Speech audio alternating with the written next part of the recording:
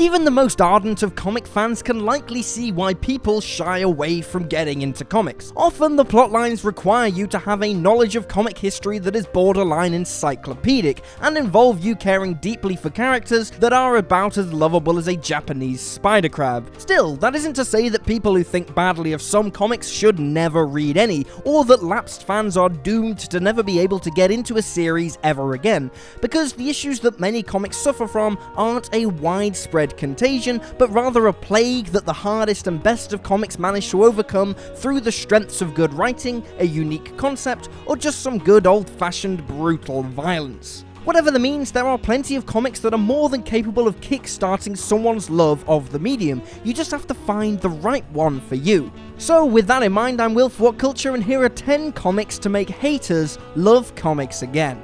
Number 10, Injustice. As anyone who's played the game adaptation can tell you, Injustice is a franchise that's seriously addictive. As a story that takes place in a different universe to the main comics, it's essentially given free reign to mess up as much of the universe as it wants to, and kill as many of the characters as it can, and by God, does it make well and truly good on it. For those who struggle with the plot armor that major characters get in comics, this is well and truly the comic for you, as nobody is safe from the proverbial chopping block, leading to countless famous faces getting brutally destroyed in a delightfully inventive assortment of ways, all for our viewing entertainment. If you like the non-stop violence and gore that series like The Boys have shown on primetime TV, then Injustice is the comic to read, so long as you stay aware that it's very different to the main DC universe. Number 9, Event Leviathan. Event Leviathan manages what many comics over the years have tried to do and have failed, in that it sets up a mystery that leaves you constantly re-evaluating and second-guessing yourself, despite the fact that you could, if you were able to pick up the right clues, solve it in the first couple of issues. Better yet, the team who are tasked with solving this riddle are an unusual yet fantastic team, built out of a collection of DC's finest detectives, meaning you get a comic where the ever-famous Batman and the relatively obscure Kate Spencer share the limelight in fairly equal measure.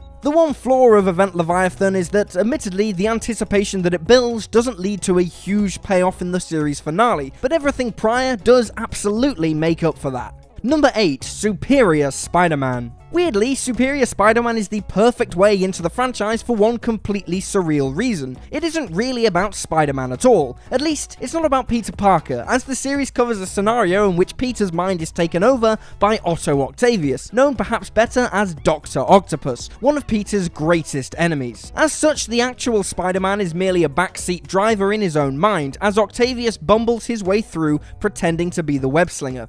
But that's exactly what's so great about it. Otto is learning about Peter through the whole series himself, meaning that reading through it fills you in on all Spider-Man's history in a way that doesn't feel like it's patronizing you or holding your hand throughout. Which isn't to say the series is merely a potted history of Peter Parker. Instead, the Superior series brings us all the weirdness that would occur were a villain to slowly turn heroic while disguised as a hero, which provides for one of the freshest concepts a comic has used in a good while. Number 7, DCeased. While superhero spin-offs featuring zombie apocalypses in them are now a dime a dozen, DCeased manages something that few others do, in that it's genuinely on par with many of the main universe series in terms of the quality of the art and writing. Crucially, however, it does so while being drenched in gore and countless dramatic moments, meaning that any person who finds comics exposition heavy gets a healthy insight into all the action that makes comics so fun. But the series also comes with its fair share of emotional moments, allowing you to legitimately connect with the characters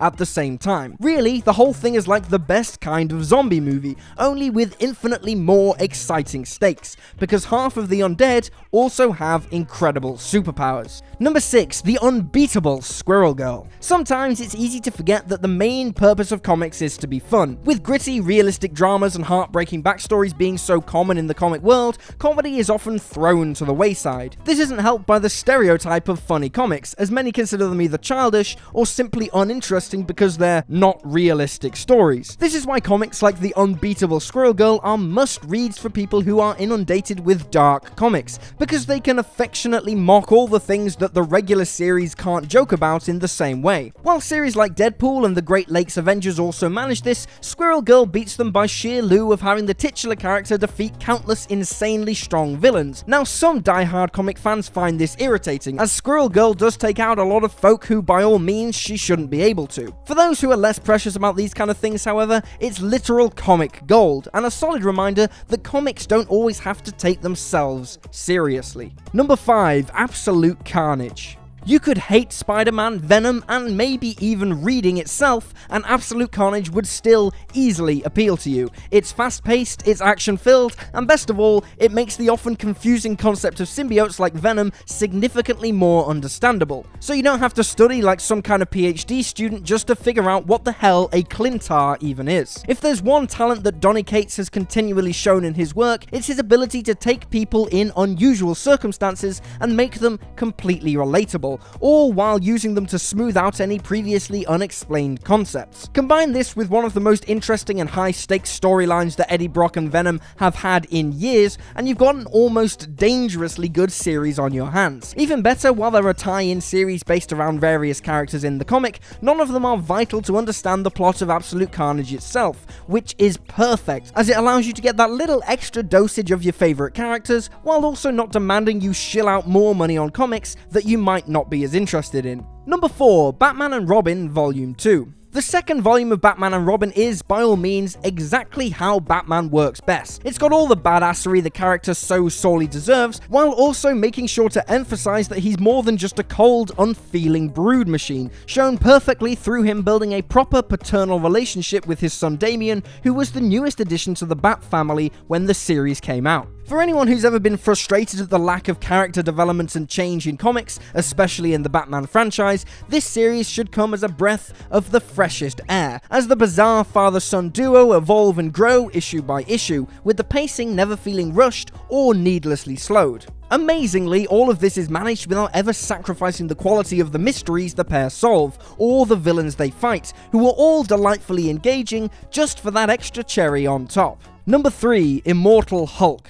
The Immortal Hulk series is almost tailor-made to change the mind of those who consider the Hulk a boring character, or otherwise a dull tank just made to be in fights. Because while the series has plenty of amazing battles, it also explores the Hulk as a character in a way that adds endless dimension and depth to the Green Goliath. Long gone are the days of a monosyllabic, almost mindless version of the Beast, as this version of him is fully articulate and complete with his own set of motivations, resulting in the most rounded Hulk we've seen in a long time. Better yet, Immortal Hulk takes Banner and his Green Companion from being controversial members of the Avengers to being on the run from the superhero group, which allows for the series to have a far darker tone and for the Hulk to get away with some decidedly unheroic moves. Number 2. Superman's pal Jimmy Olsen. The magic of Superman's pal Jimmy Olsen is that it's some of the funniest stuff around. Not just by comic standards, but actually genuinely funny, regularly pulling off jokes that could make you laugh out loud without even realizing it. It's not exactly crucial world-changing stuff, sure, but that helps its light tone and perfectly timed comedy. As you know, you don't have to pay attention to any huge blocks of exposition or deus ex machinas that will later be vital. All Jimmy Olsen wants to do is entertain you and make you laugh, and it achieves that with magical consistency throughout every issue of the series. In short, the comic could genuinely cheer you up if you're feeling down, and even those who aren't usually inclined to read comics, it's worth a read, because at the end of the day, if it manages to put a smile on your face, then it's well worth a shot. Number 1. House of X and Powers of X. House of X and Powers of X naturally belong together on any list of this kind, as they're intertwining stories penned by the writing god Jonathan Hickman, who somehow managed to up his already impressive abilities in 2019, as these comics may be his best work to date. This is because they masterfully rewrite the history of the X-Men in a collection of twists and turns that makes the plot feel like the newest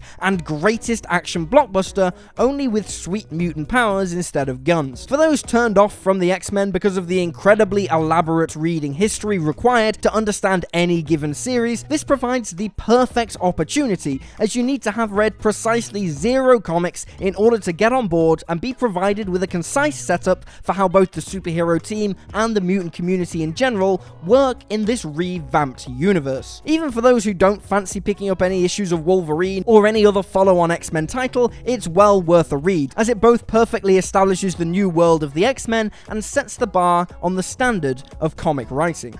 And there you have it, folks, 10 comics to make haters love comics again. Feel free to drop this video a like if you enjoyed it, and leave a comment down below with your own personal favourite comic of the last decade, and why people need to read it. I'm Will for What Culture, thanks for hanging out, and I'll see you next time.